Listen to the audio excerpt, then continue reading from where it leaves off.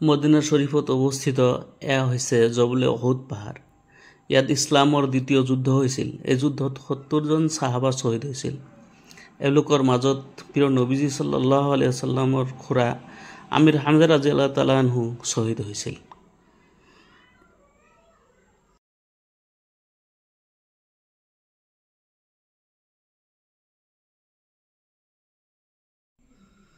বৰ্তমান এয়া যিটো পাহাৰ আপোনালোকে দেখা পাইছে এয়া জবলে নূৰ পাহাৰ।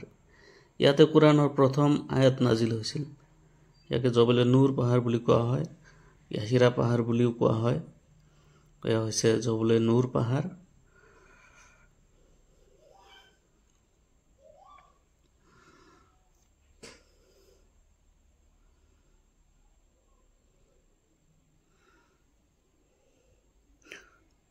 আৰু এয়া হৈছে আৰাফাতৰ জবলে ৰহমত পাহাৰ। আল্লাহ তাআলা আদম আলাইহিস সালামক এই ঠাইতে মাফ কৰিছিল। এয়া জবলে ৰহমত, এইটো আৰাফাতৰ ময়দানত অৱস্থিত, য'ত হযৰত আদম আলাইহিস সালাম ও হাৱা একত্ৰিত হৈছিল আৰু ইয়াত দোৱা কবুল হৈছিল। তেওঁলোকক আল্লাহে মাফ কৰিছিল। এয়া হৈছে জবলে ৰহমত। ইয়াৰ পিছত আপোনালোকে চাই আছে এয়া হৈছে ইছলামৰ সৰ্বপ্ৰথম মছজিদ। ইয়াকে মছজিদে কুবা বুলি কোৱা হয়।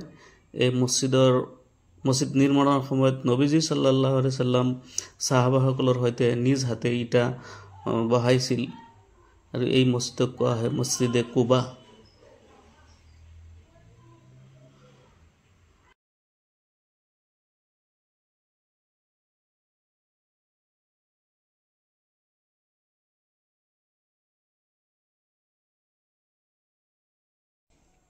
এয়া হৈছে জান্নাতুল বাকি।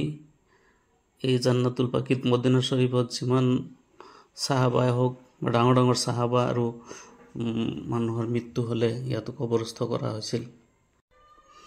বৰ্তমান আপোনালোকে চাই আছে এই মছজিদটোৰ নাম হৈছে মছজিদে কিবলাতাইন। ইয়াত দুইফালে দুটা মেহৰাব আছে, এটা মছজিদে আকছাৰ ফালে আৰু আনটো কাবা শৰীফৰ ফালে, যাক কোৱা হয় দুই কিবলাৱালা মছজিদ, মছজিদে কিবলাতাইন।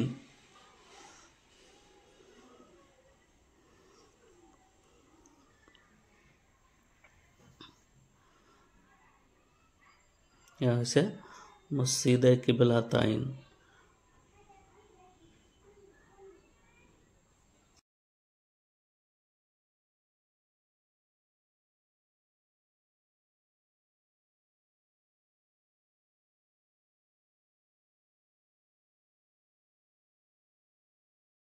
বৰ্তমান যিটো ঠাই আপোনালোকে চাই আছে এই ঠাইটোতে 1400 বছৰ আগতে নবীজি সাল্লাল্লাহু আগতে ছোৱালী জন্ম হ'লে এই ঠাইটোত জিন্দা দাফন কৰা হৈছিল আৰু এইটো এটা কবৰস্থান।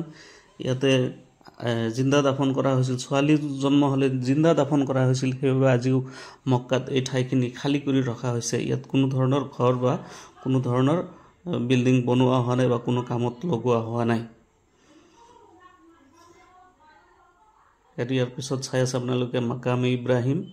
এইটো কাবা শৰীফৰ লগত অৱস্থিত। ইয়াকে কোৱা হয় মাকামে ইব্ৰাহিম। হাজিসকলে তৱাফ কৰাৰ পিছত 2 ৰাকাত নফল নামাজ মাকামে ইব্ৰাহিমৰ পিছফালে পঢ়িব লাগে। আৰু বৰ্তমান আপোনালোকে যি ঠাইখন চাই আছে এই ঠাইখন হৈছে প্ৰিয় নবীজি সাল্লাল্লাহু আলাইহি ওয়াসাল্লামৰ জন্মস্থান। আপোনালোকে যিটো ঘৰ দেখা পাই আছে এই হালধীয়া ৰঙৰ এটা ঘৰ, এই ঘৰটোৰ ভিতৰতে নবীজি সাল্লাল্লাহু আলাইহি ওয়াসাল্লামৰ জন্মস্থান। বৰ্তমান আৰব চৰকাৰে এই ঠাইখিনিত লাইব্ৰেৰী বনাই ৰাখিছে। এয়া হৈছে নবীজিৰ জন্মস্থান। এইটো কাবা শৰীফৰ পৰা উত্তৰ ফালে অৱস্থিত এটা পাহাৰৰ কাষত অৱস্থিত আৰু এই ঠাইৰ পৰা অলপ আঁতৰতে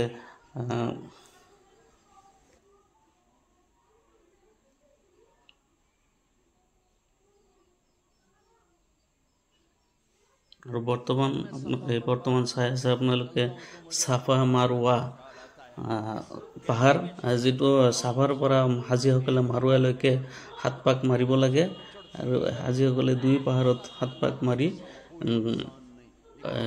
চাই কৰিব লাগে এইটো হৈছে চাফা মাৰুৱা পাহাৰ আপোনালোকে চাই আছে এইটো চাফা পাহাৰ আৰু আনফালে আছে মাৰুৱা পাহাৰ এইটো চাফা পাহাৰ আৰু এই মাজতে এই হালধীয়া সেউজীয়া লাইট জ্বলি আছে এই ঠাইখিনিত হাজীসকলে দৌৰি পাৰ হ'ব লাগে আৰু বৰ্তমান আপোনালোকে চাই আছে যেটো কোৱা হয় ৰিয়াজুল জান্নাহ আৰু এই ঠাইখিনি নবীজী সাল্লাল্লাহু আলাইহি সাল্লামৰ ৰজাৰ কাষতে অৱস্থিত ৰজাৰ লগতে অৱস্থিত এই ঠাইত 2 ৰাকাত নফল নামাজ পঢ়া আৰু জান্নাতত 2 ৰাকাত নফল নামাজ